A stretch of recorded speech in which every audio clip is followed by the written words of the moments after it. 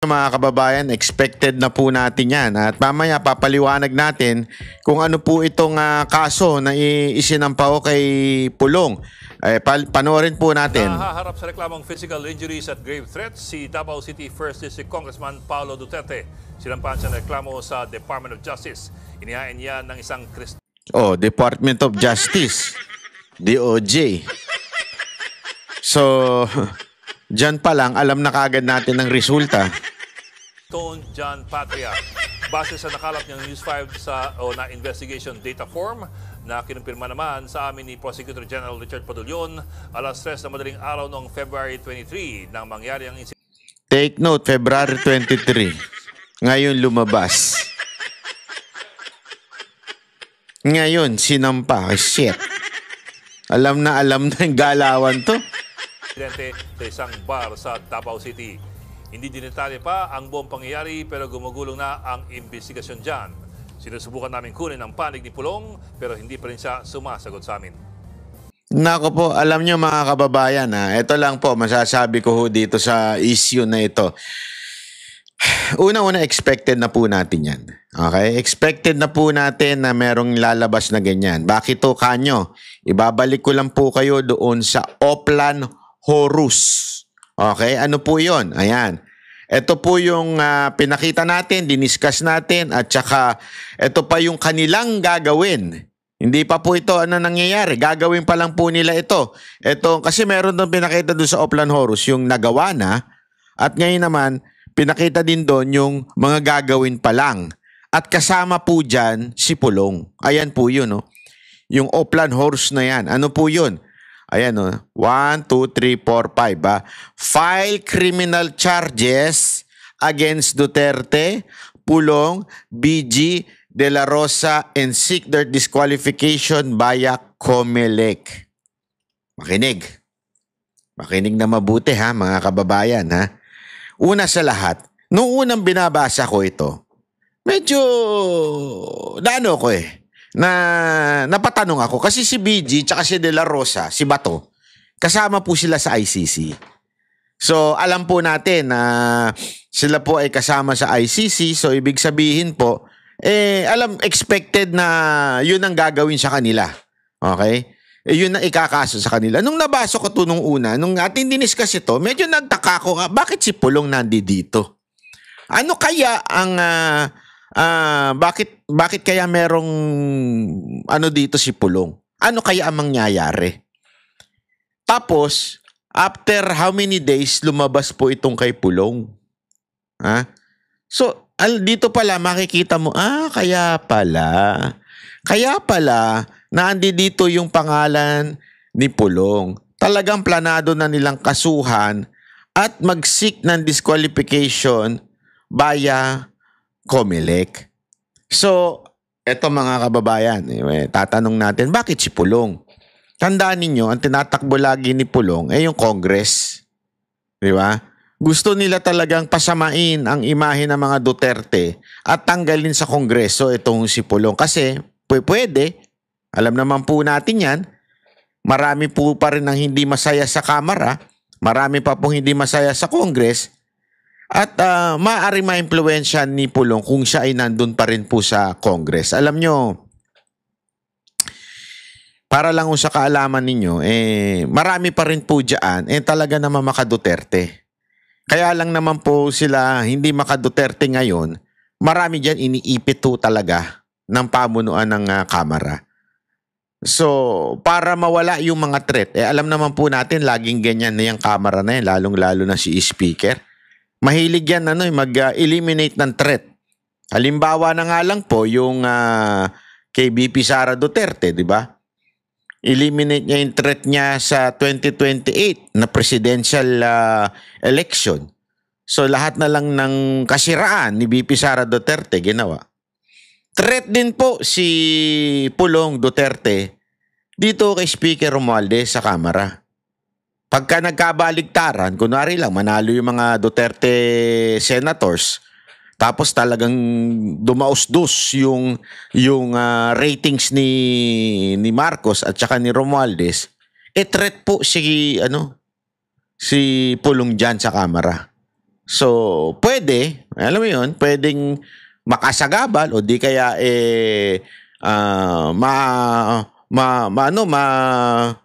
mabaling yung ibang mga congressman dito sa mga Duterte. Hindi natin alam. Kaya siguro, malamang, ito ang purpose nila. Aside from masira si Pulong Duterte. Yan po ang unang nakikita ko. Ipakita natin yung video ha.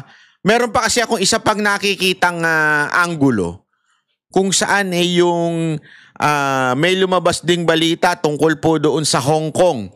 Meron pong lumabas sa kanilang telebisyon tungkol po sa gold na nilolonder doon sa Hong Kong. Lumabas din po ito sa Hong Kong News. At merong isang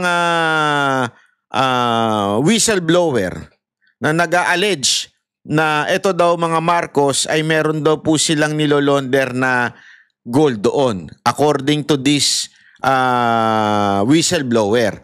Lumabas na po sa mga balita yan ng Hong Kong. Nakita ko nga yung news niyan at isa pa meron pang iba pang naglabas daw dyan. Ngayon, siyempre sa mainstream media natin, di naman maglalabas yan. Alam mo naman na mainstream media natin, sagad sa buto ang kabayas, ang pagiging bias.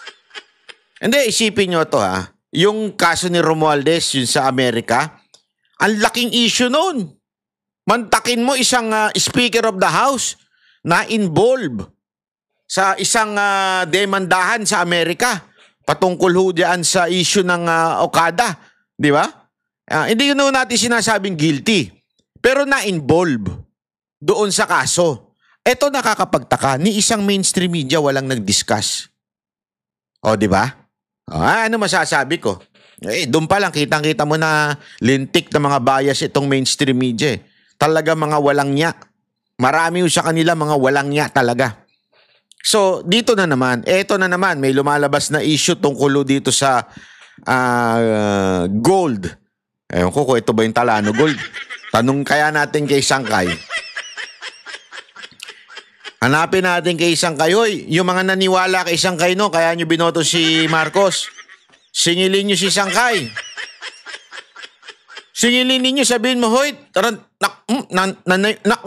naniwala kami sa Talano Gold mo, hanggang ngayon wala pa rin. Singilin nyo si Sangkay. Yeah. Anyway, balik tayo sa gold. Etong whistleblower, hindi kayo si Sangkay yung whistleblower? Hindi, ako tatanong lang ha. Etong whistleblower na nagsabing nag-money launder po ang etong mga Marcos, ay ano yan, malaki ho yan na issue, news. Pero bakit tila walang mainstream media natin sa Pilipinas ang nagdi-discuss? Una yon. Pangalawa, hindi kaya diversion? Hindi kaya diversion po itong issue ni Pulong na naman para ang pagpiesta ng mainstream media at hindi mapansin ang pagiging bias at fake news ng ilang mainstream media, ipinasok ho nila ito kasi bantakin mo, February pa ito nangyari. No wonder kung yung kay Pastor Kibuloy nga na-dismiss na yung kaso, it was long time ago, nabuhay pa. Ito pa kaya, February lang. Although it was too late. I mean, may nangyari nung February ngayon lang lumabas. Wow, timing naman sobra sa kampanya na. Sobra naman timing. Sobra naman po atan timing ng kampanya na itong paglabas ng issue na ito. Tapos talagang tila may pagtatakpang pang ibang issue. Yeah? Ano sa tingin nyo? Ito'y diversion. Ako sa tingin ko isang, aside from ito po ay planong paninira sa mga Duterte dahil sila ho'y sagabal sa pangarap ni Romualdez. Yeah? Sagabal naman talaga sa pangarap ni Romualdez. Isa pa ho ay baka ito isang diversion para hindi na pag-usapan yung di umano, yung alleged money laundering na ginagawa ng ni Marcos daw. O di umano, ha? Di umano yan, ha? Alleged po yan, ha? Alleged. Madaling salita, daw. Ha? Daw. Di tayo sure. Yan ha, malinaw yan ha. O anyway, panoorin po natin yung video at ipapaliwanag po natin ng bahagya ang kung ano sa tingin ko ang nangyari dyan. Kasi ito, tingnan nyo. Kasi may nagkwento sa akin na taga Davao. May nagkwento sa akin. Ito. Panoorin natin itong saan na yun? Nasaan na yun? Ito. Yan.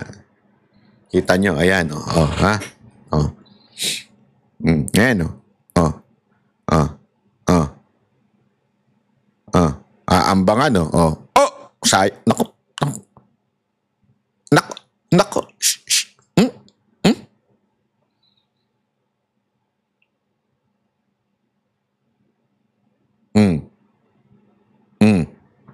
Ayan, walang sound.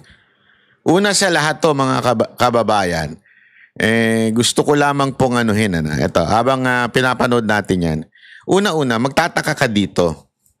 One, bakit walang sound? Okay? Pangalawa, putol ho yung video. Ibig sabihin, hindi natin alam kung bakit nagalit si Pulong. Ha? Kung meron mang sigurong maling ginawa si Pulong dyan, ay bakit di niya bakit di natutulong? Sorry, mali. Mali!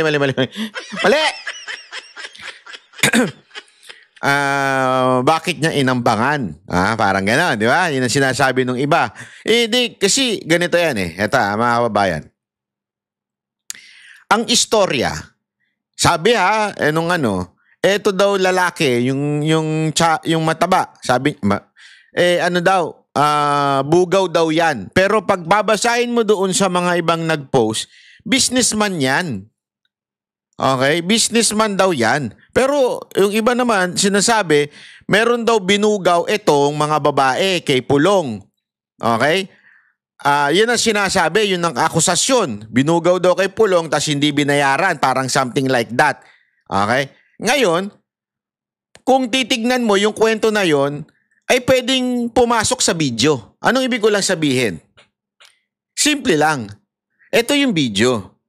Kung sino man yung lintik na direktor nito, hahanap yan ng kwento na mukhang kapanipaniwala o di kaya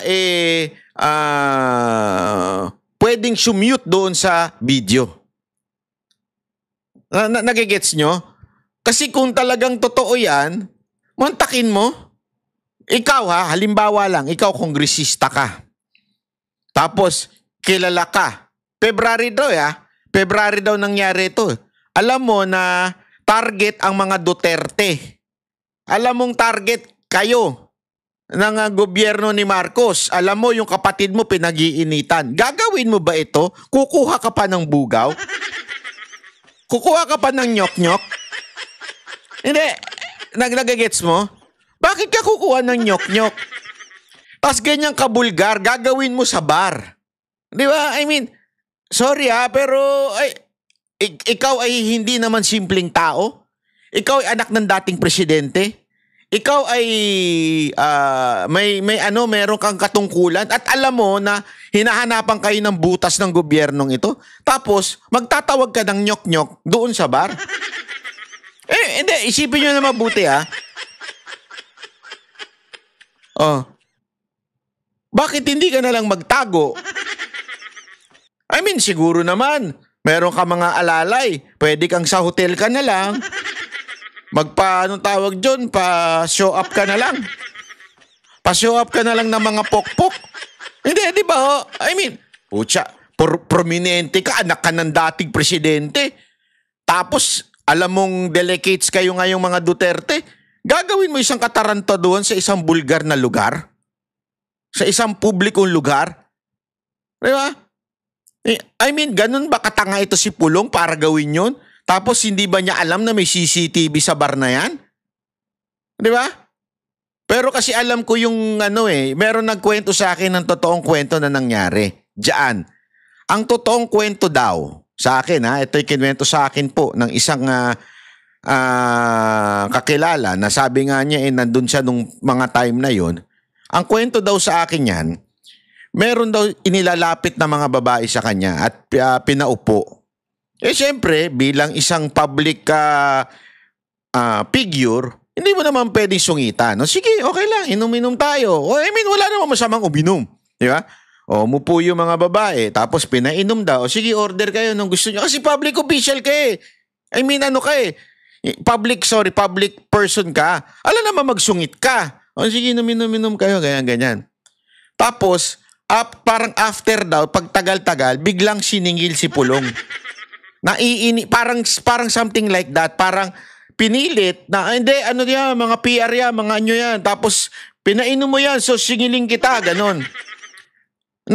Noon na hindi daw pinapansin. Yun ang kwento sa akin. Hindi daw pinapansin ni Pulong, parang, sino ka ba? Akala ko, hindi, di ba? Parang may isip mo, may mga fans lang yan. Hindi naman fans, parang mga supporter yan, na mga Duterte, pinuupo nyo dyan. Siyempre, as a public figure, hanggang, inaabuso na. Yung parabagang inutos-utusan na yung babae na gumawa ng something na parang doon na inis daw. Di umano. Si Pulong na parang inaabuso mo yung babae?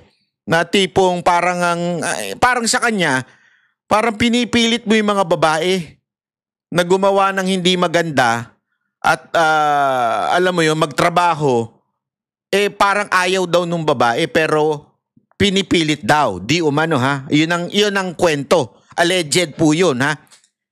So doon na inis daw si Pulong na parang sandali, pang-aabuso yan sa kababaihan. Kaya niya in-approach yung tao. Yun ang kwento. Sabi ko nga, oo nga no. Tapos may video. Sabi ko, baka. Ang haka-haka, para bagang ginawang trap yan. Mag-iskandalo, tapos alam nilang mainitin ang ulo ni Pulong pagdating sa mga inaapi, lalo na yung mga kababaihan na inaapi. Ayaw na ayaw. Kasi tandaan ninyo, ang asawa po nito, matindi ho. Hindi, walang biro. Alam ko ang alam ko po pagka, di ko alam. Correct me if I'm wrong, pero alam ko ang asawa nito, Muslim eh. So yung respeto sa mga kababaihan, napakatindi ho daw ni Pulong.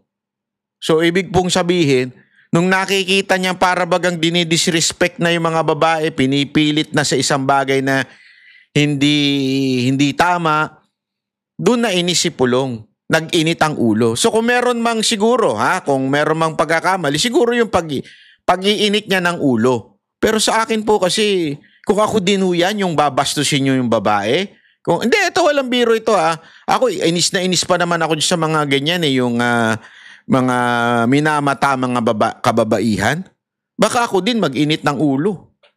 Baka sapukin ko pa nga right then and then. Hindi, kung ako yun I mean, and ako siyempre, I would pray that I would have patience at that very, very moment. Pero hindi ko masisi si Pulong Kung iinit, kasi public official ka Tapos, isasaksak sa'yo, yung babae, kesyo pipilitin mo sa harapan ko? Di ba? Sa harapan ko pa, pipilitin mo yung babae na magtrabaho para sa akin? Doon daw nagalit si Pulong. Kaya ganyan ang kanyang reaction na parang inaano niya. Sabi ko nga naman, hindi natin. Kaya nga sabi ko sa inyo, we do not know. But this is for sure. Etong ganitong video doesn't prove anything. Di ba? Na masasabi mong, kasi ang pinalalabas nila, ako ito observe this. Una, late, bakit niya ilan lumabas yan? During the campaign. Pangalawa, tugman-tugma doon sa Oplan Horus. Yeah? Tandaan ninyo, lumabas yung Oplan Horus bago yan. Pangatlo, aside from that, very masyadong yung style na ganito, yung bigla na lang may mga ganyan lalabas, halatang may dinadivert na issue. Di ba? Meron pong iniiwasang issue. Ano kaya yun? Yung kaya yung gold? Di umano na nilolonder daw dyan sa Hong Kong? Iyang kaya yun? Huwag tataka ka di ba? Sabi nga, actually meron ako nabasang statement. Hindi ko sure kung yun ba yung sagot ni Pulong. Meron ako nakita sandali. Hindi ko na, wait chotomate ko dasay. Chotomate ha? Wait. Meron ako nakita na tungkol sa sagot ni Pulong. Hindi ko lang alam kung ito po ba ay latest, pero kasi nakalagay doon na May 2. Lumabas po yung itong statement na po ito. Wait lang medyo yan. Ay, wala. Andali. Basta parang sinasabi niya na wala nang bago sa mga ganyan. Desperate parang ako ito lang makikita ko diyan. Parang desperate move na ho ito. 'Di ba? Oh. Ay, nako. Anyway, hindi ko makita ngayon Baka mamaya-maya makita natin 'yan. Anyway, so yun po yung magtataka ka talaga kung bakit ngayon lang naglabasan yung issue na 'yan. So, doon pa lang, may sabit na ho talaga. Medyo kitang-kita mo na Kitang-kita mo na merong ibang motibo. At again, sabi ko nga sa inyo, walang napapatunayan ng video na ito. Ang napatunayan lang natin ng video na ito, matapang si Pulong. Ang tanong, tama ba yung paggamit niya ng tapang o mali? Kasi alam naman po natin na mga Duterte talaga matatapang Alam naman natin si Pangulong may alam ako na may sinampal si Pangulong Duterte na mga tiwaling pulis. Hindi, totoo. Ayun kwento ho sa akin ng may talagang si Pangulong Duterte noon, pag may tataratarantado, talagang nananampal yan. Di ba? So ngayon, ito bang, kasi, again hindi ko sinasabing it is justifiable na manampal ka kung ikaw ay ginawa ng may nakita kang katarantaduhan. Pero gayon pa man, yan ang tatak Duterte, yung tapang na ganyan, di ba? Ngayon, kayo na lang mag-isip kasi sobra naman ito. Sobra namang sabi nga pag hindi na matalo, ganito na yung gagawin. Ganyan kasi alam nila At saka mga kababayan, masanay na po tayo. Hindi masanay na po tayo. Nung panahon ni Pangulong Duterte, ganyan din Naalala niyo 2016, last minute, merong peking pinalabas na peking account, si Trillanes, naalala niyo nun? Di ba? Last minute yun. As a matter of fact, I think it was one day before. Buti, magaling si Panelo at nakuha niya yung certificate mula sa BPI na nagsasabing walang account si Pangulong Duterte ganon. Di ba? Ito yun ang sa akin kasama sa politika yan Yan ay isang desperate move para po para talaga masira ang mga Duterte. Kaya nga pinangalanan natin yung Horus Alam mo, may mga nagsuggest kung ano daw ibig sabihin ng Oplan Horus. Ito pala ibig sabihin daw nun. Port ako dyan mga kababayan. House of Representative and Just System. Ibig sabihin hindi makatarungan na sistema. Yan ang ganyan daw po ang ginagawa ngayon ng House of Representative. Kaya Oplan Horus. Yung pala yun. Gago! Ay nako, grabe talaga. Iba talaga po itong si Romualdez, kakaiba. Kami ang boses ng masa, hindi natatakot. Katotohanan lang, di kami nalulunod. Walang bahid ng sismis, lahat ay totoo. Kahit sino ka pa, pag mali ka babanatan ka. Walang pinipili kulay, wala kaming kinikilingan. Basta para sa bayan, kami lalaban. Pagdama palakpakan, pag mali matatakot para sa bayan, tuloy ang sigaw. Sa harap ng kamera, walang halong takot. mga baluktot, lahat kayo'y tutumba. Ang hustisya at totoo, yun lang ang mahalaga. Kahit sinong harang, di kami matitinag. Walang pinipiling kulay, wala kaming kinikilingan. Basta para sa bayan, kami lalaban. Pag tama palakpakan, pag mali banatan. Di matitinag, di matatakot, para sa bayan tuloy ang sigaw. Kung nasa tama ka, ikaw ay aming kasama. Pero pag mali ka, handa ka na bang mabasag? Banateros kami, walang inuunan, dahil bayan muna bago ang sarili.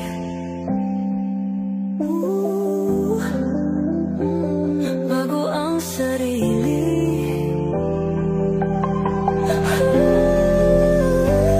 Pag tama palakpakan, pag mali banatan. Banateros ang sigaw, katotohanan ang laban.